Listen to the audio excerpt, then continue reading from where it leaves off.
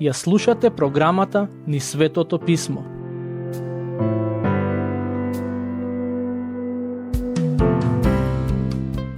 Драги слушатели, денес ќе продолжиме со обработка на глава 23 од Евангелието според Лука.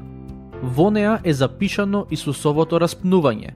Забележете какви беа реакциите на двајцата разбойници кои беа распнати од неговата лева и десна страна. Стихови 39 и 40. Еден од распнатите злосторници хулеше на него велејки: "Ако си ти Христос, спаси се сами од себе и нас." А другиот кога одговори го искара и рече: "Зар и од Бога не се плашиш кога веќе и сам си осуден?" Во Евангелијата на Матеј и Марко се вели дека двајцата разбойници се исмеваа со него, но овие стихови, напишани од страна на Лука, ни даваат до знаење дека по некое време еден од разбойниците свати дека Господ Исус не е виновен. Двајцата умираа на крстот, но се чини дека во различна духовна состојба го напуштија овој свет. Едниот умре без да се покае за своите гревови, а другиот се покаја. Стих 41. Ние сме праведно осудени, зашто примивме заслужена казна според нашите дела, но тој ништо лошо не направил. Овој разбойник свати дека Христос не е ист како нив двајцата. Тој ја призна својата вина, а за Господ Исус рече дека ништо лошо не направил. Оваа негова изјава има голема тежина. Христос на вистина е единствениот кој чекорел по оваа земја, кој нема ништо лошо направено. Стих 42. И му рече на Исус: "Сети се на мене, Господи, кога ќе дојдеш во царството свое." Не знам како овој човек знаеше дека Господ Исус ќе дојде во своето царство. Дали може би слушал за неговите поуки или пак на лице место, додека беше на крстот, таа вистина му беше откриена. Стих 43. А Исус му рече: "Вистина ти велам, денес ќе бидеш со мене во рајот." Замислете, човекот кој беше толку грешен што римската власт го осуди на смрт, доби ветување од Господ Исус дека уште во истиот ден ќе биде со него во рајот. Ова е неверојатно. Овој разбойник немаше време да прави добри дела за да направи некаков баланс помеѓу добрите и сите лоши постапки во неговиот живот, а сепак беше спасен. Овој човек не седеше крај Исусовите нозе да ги слуша неговите поуки, не беше близок пријател на апостолите, ниту пак го проповедаше Евангелието, а сепак беше спасен. Знаете зошто? Бидејќи спасението и вечниот живот се добиваат преку вера, а не со правење на добри дела. Верувам дека кога би имал прилика, овој човек би ги слушал Исусовите поуки, би го следел Исус и би го проповедал Евангелието, но неговиот живот се ближеше при крај и на самиот крај тој го доби спасението. Сакам да знаете дека никогаш не е доцна, без разлика колку гревови сте направиле во животот. Господ може и сака да ви прости, се разбира, доколку поверувате во Него и се покаете. Само сакам да напоменам дека покајанието значи напуштање на тој живот за кој се каете и чекорење по Божјата волја. Стихови 44 до 46. А беше веќе околу 6 час и настана мрак по целата земја. До 9 и сонцето потемне и завесата на храмот се расцепи преку средината, а Исус извика гласно и рече: "Оче, во Твои раце го предавам својот дух." И штом го рече тоа, издивна. Да ве потсетам дека авторот на овие зборови е Лука, кој беше доктор по професија. Тој ни животот видел многумина како умираат, а преку овие стихови ни дава до знаење дека смртта на Господ Исус беше поинаква. При неговата смрт Се појави мрак по целата земја и сонцето потемне, но исто така и завесата во храмот се расцепи преку средината. Патем, расцепувањето на завесата од храмот е интересен момент. Таа завеса беше влезот до местото од храмот каде само на првосвештениците им беше дозволен пристап. Преку ова расцепување на завесата, Бог како да сака да покаже дека од сега натаму сите луѓе може да му пристапат без човечки посредници, бидејќи од тој момент посредник за луѓето пред Бог е Богот човекот Исус.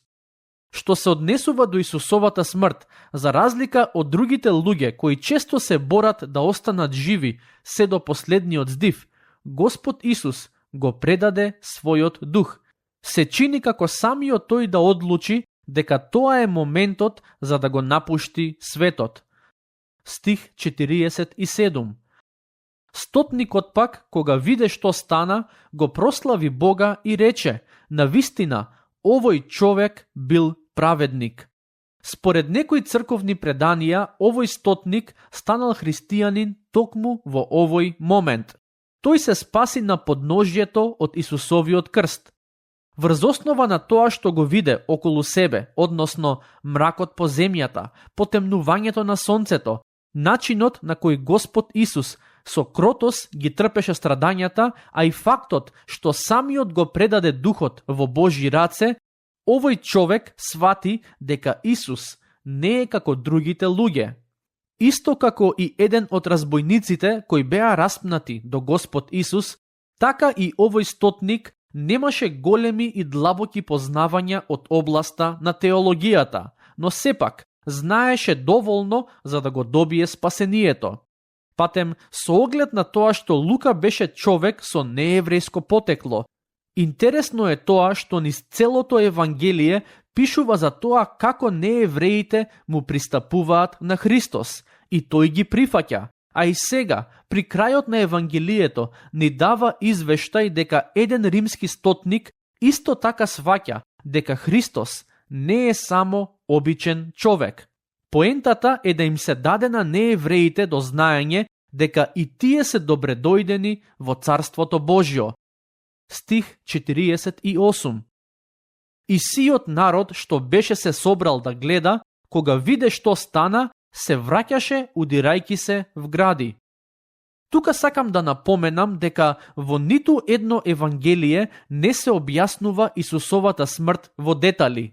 Поентата на евангелистите е да ни дадат генерална слика за тоа што се случи на Голгота, со по некој детал кој тие сметале дека нивните читатели треба да го знаат. Не знам зошто е тоа така. Може би Светиот Дух, кој ги инспирирал евангелистите да пишуваат, не сакал да ги знаеме сите детали, кои сигурно не би биле лесни за читање. Но главната поента од Исусовата смрт на крстот на Голгота не е во деталите на неговото страдање и смрт, туку во причината поради која го претрпе сето тоа, а тоа сме самите ние, односно нашето спасение. Стихови 49 и 50. А сите негови познати и жените што го следеа од Галилеја стоеа подалеку и го гледаа тоа. А ете, се најде и човек по име Јосиф, член на Советот, добар и праведен човек. Јосиф од Ариматеја беше човек со висока позиција во тогашното општество. Според стихот кој го прочитавме, тој беше член на Синедрионот, односно високото религиозно тело во еврејското општество. За него Лука вели дека беше добар и праведен човек, и со тоа сака да нагласи дека не сите кои припаѓаа на високите религиозни кругови беа злобни и расипани луѓе. Стих 51. Тој не ја одобри одлуката на Советот и делата нивни, беше од јудејскиот град Ариматеја, а и самиот тој го очекуваше Царството Божјо. Не знам како, но се чини дека Јосиф беше запознаен со поуките и делата на Господ Исус Христос и беше свесен дека одлуката на Советот Исус да биде распнат не е правилна. Но и покрај тоа, Јосиф не можеше да ја промени таа одлука, бидејќи во тој совет беше малцинство. Според тоа што го читаме во Евангелијата, можеме да заклучиме дека во тоа време Господ Исус имаше доста следбеници, иако некои од нив се уште јавно не се поистоветуваа со него. Такви примери се Никодим и Јосиф од Ариматеја. Верувам дека имало и многу други такви луѓе. Патем, во Евангелието според Јован се вели дека токму овие двајца помогнаа во погребувањето на Исусовото тело. Може би ова беше моментот кога веќе не можеа да се кријат во тајност и одлучија јавно да застанат на страната на Господ Исус. Стихови 52 и 53. Па така тој отиде кај Пилат и го измоли телото Исусово, па го симна и обви во платно, го положи во гроб издлабен во камен, во кој уште никој не беше положен. Многумина денес се прашуваат каде се наоѓа овој гроб. Според некои црковни преданија, тој гроб се уште постои во областа на Ерусалим и врз него е изградена црква. Други пак веруваат дека тој гроб е уништен и ние денес не можеме со сигурност да знаеме каде се наоѓал.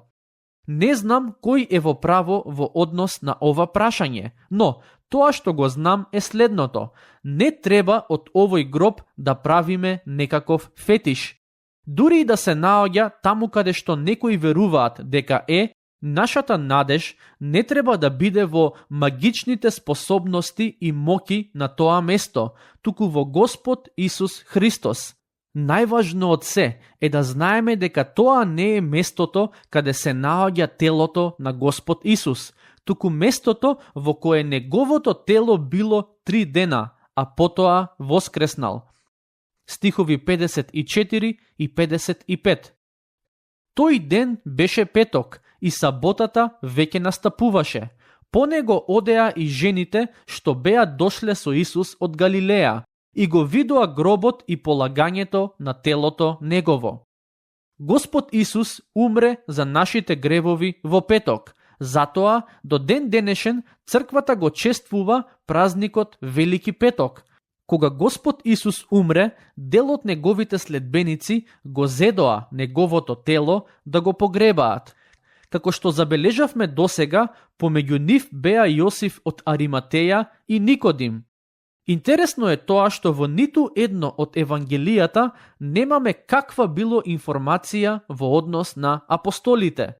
Не ни е кажано дали и тие помогнале во погребението, или пак биле уплашени и не сакале да се појават во јавност. Што се однесува до самиот чин на погребување, сакам да знаете дека во тоа време луѓето ги погребувале на сосема поинаков начин од денес. Се надевам дека нема да ме сватите погрешно за ова што ќе го кажам, но во тоа време погребението подразбирало виткање на телото во ленени материјали, нешто слично како што биле погребувани мумиите во Египет. Стих 56. А потоа се вратија, приготвија мириси и миро, а во саботата одмараа според заповедта.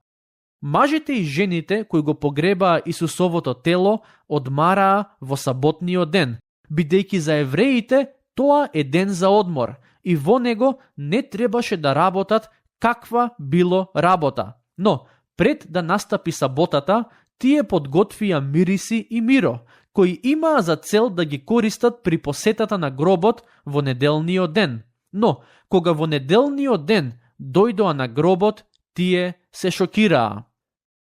Сега доаѓаме до глава 24, каде читаме за воскресението. Стих 1. Во првиот ден на седмицата, многу рано, тие дојдоа на гробот, носејќи ги приготвените мириси. Самото тоа што овие жени дојдоа кај Исусовиот гроб со приготвени мириси ни дава до знаење дека не очекуваа Господ Исус да воскресне. Да, тој им најави дека ќе воскресне, но може би тие верувале дека тоа ќе биде на некој фигуративен начин, а не буквално. Не знам дали смееме да ги обвиниме за тоа, бидејќи не сум сигурен што ние би сватиле и како би реагирале да сме на нивно место. Стихови 2 до 6. Но ја најдоа плочата и ставена на гробот, и кога влегоа, не го најдоа телото на Господ Исус. И додека се чудеа на тоа, одеднаш пред нив застанаа двајца мажи во светли облеки.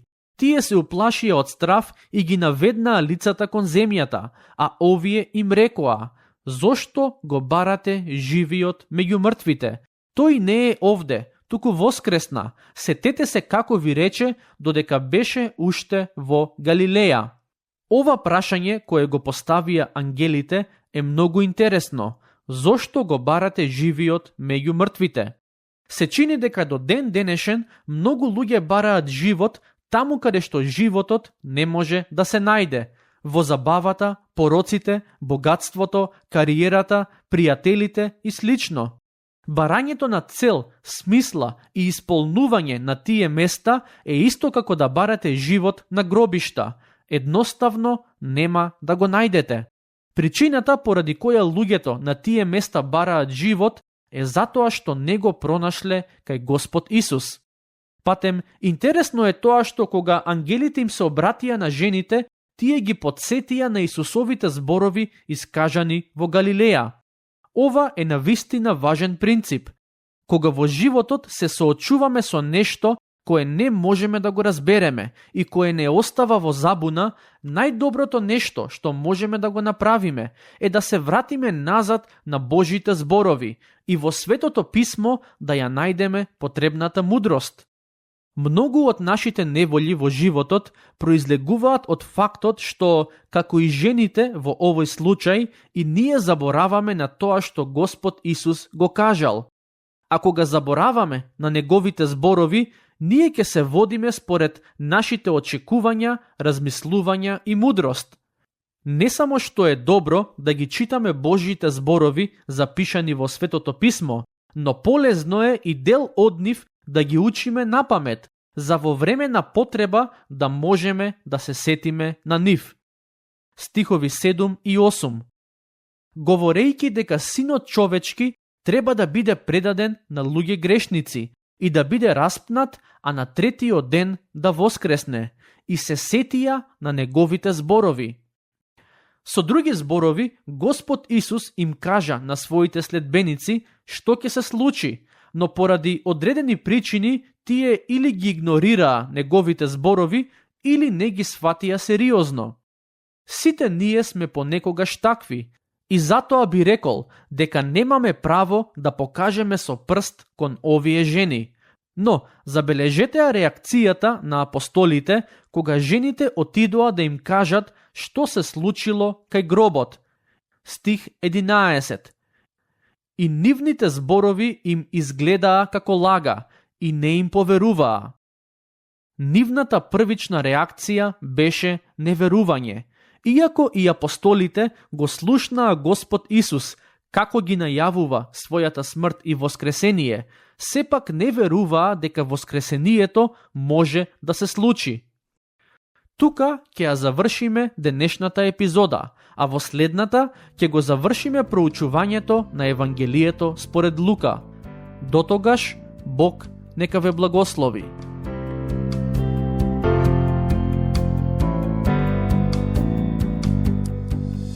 Слушнавте епизода од програмата Низ Светото Писмо.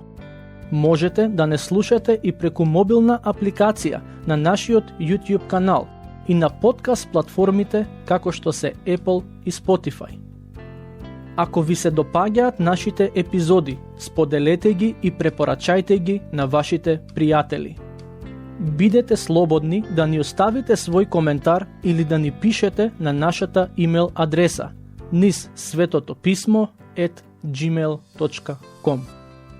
Следете ги нашите страни Низ Светото Писмо на Facebook и Instagram. Епизодите од оваа серија можете да ги најдете и на нашата веб страна ttb.twr.org.